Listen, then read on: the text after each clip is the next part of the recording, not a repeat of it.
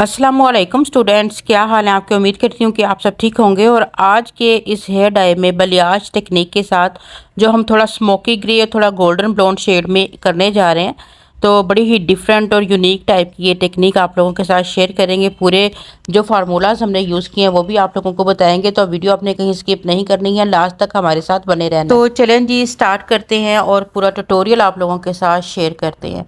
सबसे पहले बालों का बिफोर लुक आप देखें, काफ़ी 3 लेवल का बाल है और इस लेवल के बाल पर आपको पता है अचीव करना 9 लेवल थोड़ा सा डिफ़िकल्ट ज़्यादा होता है। ठीक है, हमेशा जब हम ग्रे टोन में जाना चाहते हैं या एशी टोन में जाना चाहते हैं जिसमें 9-10 की लिफ्टिंग हो, तो जो आपका 5-6 नंबर का बाल होता है वो ईजिली इस कलर को अचीव कर लेता है। ठीक है, ज़्यादा डार्क जब बाल होता है तो उसमें ये होता है कि येलो टोन थोड़ा सा जो है ना वो ख़त्म करना डिफ़िकल्ट होता है। लेकिन आज के इस वीडियो में बहुत सारी टेक्निक्स, बहुत सारी ऐसी सीक्रेट ऐसी बातें हैं जिनको कई दफ़ा हम इग्नोर कर देते हैं, लेकिन वही मेन पॉइंट्स होते हैं जो हमारे कलर को अचीव करने के लिए बेस्ट होते हैं।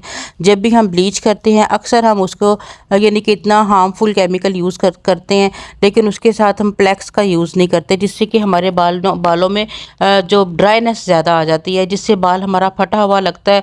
और उसके बाद जब 9-10 लेवल पे जाता है तो बाल काफ़ी ड्राई फील होना शुरू हो जाता है। ठीक है, तो जब भी आपने इतना ज़्यादा प्री लाइट करना है बालों को तो उसमें थोड़ा सा प्लेक्स ऐड कर लें, बोन फ्यूजन ऐड कर लें। ठीक है, मतलब ये कि जैसे हमने यहाँ 90 ग्राम का एक बार में मेजरमेंट करके मिक्सचर जो रेडी किया है, जैसे कि 30 ग्राम का हमारा ब्लीच पाउडर था, 60 ग्राम उसमें 30 वॉल्यूम डेवलपर था, तो उसमें हमने 4 ml जो है ना ओलाप्लेक्स या बोन फ्यूजन या जो भी आपके पास प्लेक्स ट्रीटमेंट का फर्स्ट स्टेप होता है उसको आप ऐड कर लें।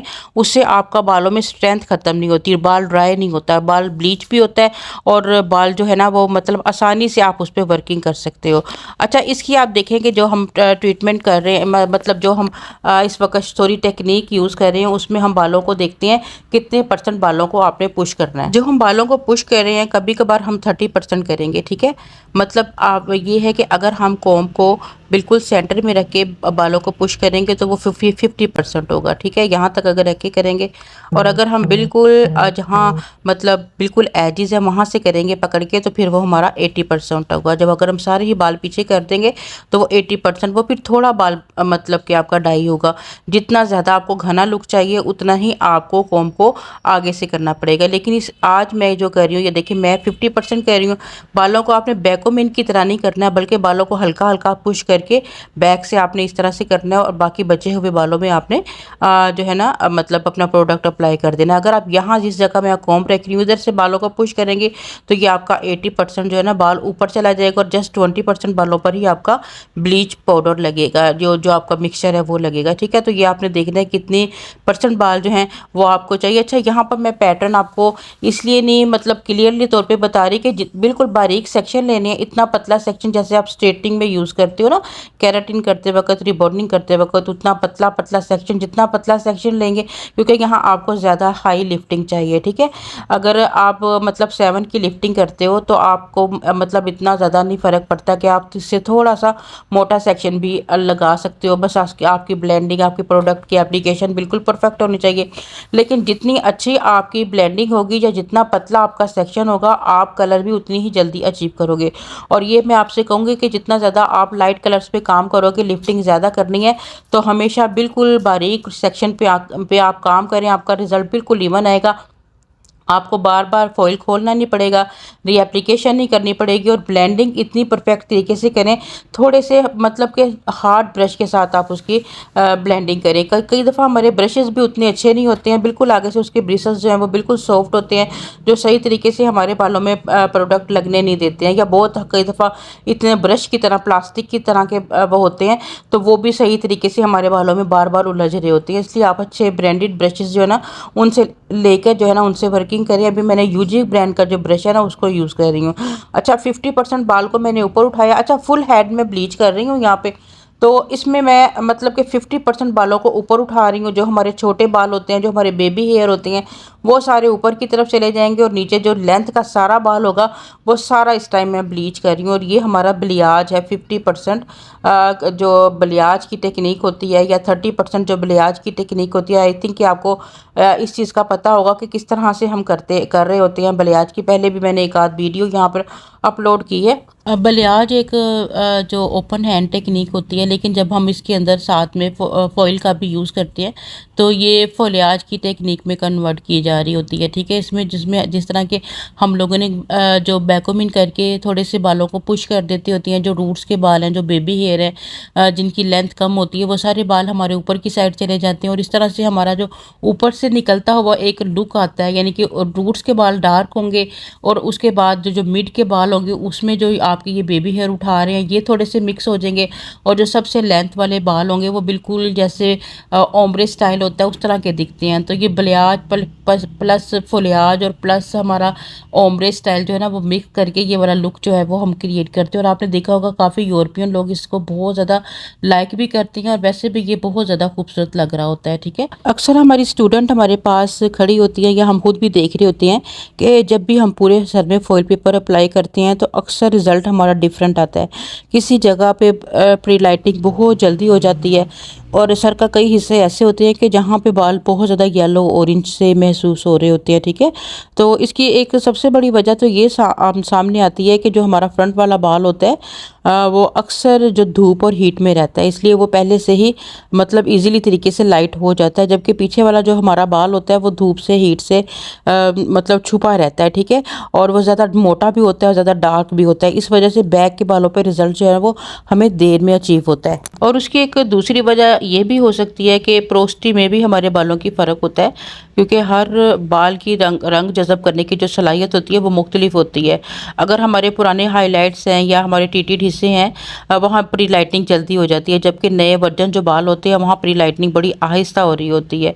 ठीक है, अब आपने इस चीज़ को भी फील किया होगा कि जो हमारे स्कैल्प के पास के बाल होते हैं वहाँ पे जो हमारे रूट्स होते हैं उनमें गर्मी ज़्यादा होती है, हीट ज़्यादा होती है, तो वहाँ के बाल बहुत जल्दी जल्दी बालों में मतलब कलर पकड़ लेते हैं। ठीक है, अक्सर आपने देखा होगा रूट्स में लगते ही बाल लाइट हो जाते हैं, जबकि जो लंबाई का हिस्सा होता है मतलब मिड का हिस्सा होता है, जो एंड्स होते हैं उनमें हरारत कम होती है, तो वहाँ पर आपको लिफ्टिंग भी कम मिलती है। इसलिए अक्सर हमें मतलब जब भी आपने 30 वॉल्यूम को या किसी वॉल्यूम को यूज़ करना है तो हमेशा रूट्स से, एक तो वो रूट्स में लगेगा तो वो आपके बालों के लिए डेंजरस हो सकता है, स्कैल्प इचिंग हो सकती है।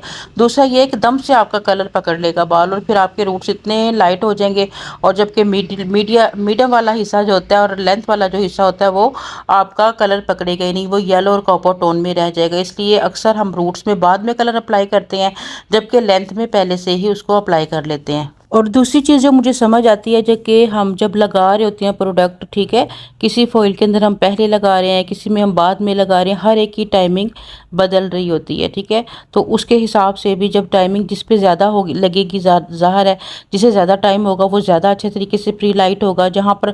और कुछ ये भी होता है कि कई दफ़ा हम प्रोडक्ट लगाते हैं किसी जगह बहुत ज़्यादा पतली लेयर लगा देते हैं, जो जबकि वो फॉइल से ड्राई होकर वहाँ रिजल्ट ही नहीं आता, और किसी जगह अच्छा खासा प्रोडक्ट लगा होता है तो कहीं कम लगेगा कहीं ज़्यादा प्रोडक्ट लगेगा, तो फिर रिज़ल्ट आपका अनइवन और पैची ही आएगा। ठीक है, तो ये बहुत सारी रीज़न्स होती हैं जिसकी वजह से हम लोग प्रॉपर तरीके से, क्योंकि इसकी प्रैक्टिस बहुत ज़्यादा मायने रखती है, जब तक आप बहुत ज़्यादा प्रैक्टिस नहीं करोगे इस चीज़ की तो तब तक जो है ना वो आप अपने रिज़ल्ट को अच्छे तरीके से अचीव नहीं कर सकते। हर चीज़ जो है ना वो प्रैक्टिस से सीखी जा सकती है।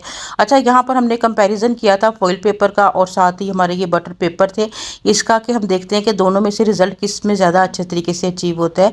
तो जो हमारा फॉइल पेपर था वहाँ क्योंकि ऑलरेडी हल्की सी हीट छोड़ता है, हमारा ये पेपर एल्युमिनियम पेपर होता है, ठीक है, उसकी वजह से ज़्यादा अच्छे तरीके से, क्योंकि वो टाइट होता है उसमें कोई फ्लो भी नहीं इधर उधर आ जा सकती, तो वहाँ पे हमारा रिजल्ट बहुत जल्दी आ जाता है। जबकि जब ओपन हेयर पे हम काम करते हैं तो अगर आप ये इस तरह के फॉइल पेपर यूज़ करते हैं कि जो ओपन है, जिनको आप बिल्कुल रैप नहीं कर रहे यानी एल्युमिनियम पेपर नहीं, तो फिर आप उसकी लिफ्टिंग 7 लेवल या 8 लेवल तक कर सकते हो। अगर आपको 10 लेवल की लिफ्टिंग चाहिए तो आपको जो है ना वो फॉइल पेपर को ही यूज़ करना चाहिए। ठीक है, देखा इतनी अच्छी अच्छी टेक्निक्स आपको बताई जा रही होती हैं ताकि आप लोगों की बिल्कुल भी नुकसान नहीं हो और आप बस सीखो और काम करो। जिस जगह आपको ऑरेंज से फील हो रहा है रूट्स के पास है, वहाँ अगेन इसकी ब्लेंडिंग, जहाँ आपको येलो फील हो रहा है अगेन इसकी ब्लेंडिंग आपने करेंगे। और ये जो थोड़ा सा अनइवन सा रिजल्ट हमारा ब्लीच का है, इसको हम थोड़ा सा वॉयलेट शैम्पू के साथ वॉश करके इवन करेंगे। उसके बाद फिर जब टोनिंग करेंगे तो फिर हम एक अच्छा रिजल्ट अचीव कर सकते हैं। अच्छा, अगर आपका डबल टोन में ब्लीच का रिजल्ट होगा तो आप जितनी मर्जी कोशिश कर लें, ठीक है, आप गोल्ड में रह के उस काम कर सकते सकते हैं, आप उसको ऐश की तरफ मुश्किल से ले जा सकते हैं। यहाँ हमारा जो टोनर था वो पूरा मैंने लिख दिया हुआ, इसमें हमने क्लियर नंबर की 0.00 नंबर भी डाली है, ठीक है, जिससे हमारा कलर बड़ा अच्छे से जो है ना डिल्यूट होता है, ठीक है। अब यहाँ पे हमारा क्या है जी, थोड़ा सा प्लेक्स जो हमने यूज़ किया था उसका 2 नंबर स्टेप हम इसमें ऐड कर रहे हैं, ताकि आपको पता है कितना सारा ब्लीच बालों में यूज़ हुआ है, बाल ज़ाहिर है ड्राई हो रहे हैं, तो वो थोड़ी सी उसमें नरिशिंग आ जाए और बाल अच्छा हो जाए, ठीक है। और अब हम इस तरह से सारे प्रोडक्ट्स बनाएंगे जो मैंने आपको वाइट बोर्ड पे लिख दिया।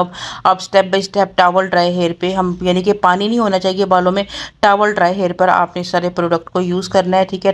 तकरीबन ये टोनर का ये होता है कि आपने अकॉर्डिंग बालों में जहाँ जब तक कलर आता है आप पास खड़े रहें, 5 से 20 मिनट तक का आपका टाइम इसमें आप ले सकते हो। जब आपका टाइम हो जाता है, आपको लगता है कि आपका सारा बाल एक जैसा इवन हो गया है, उसके बाद फिर आप इसको जो है ना वो अच्छी सी वॉशिंग कराएं, अच्छी सी इसको कंडीशनिंग कराएं, ठीक है।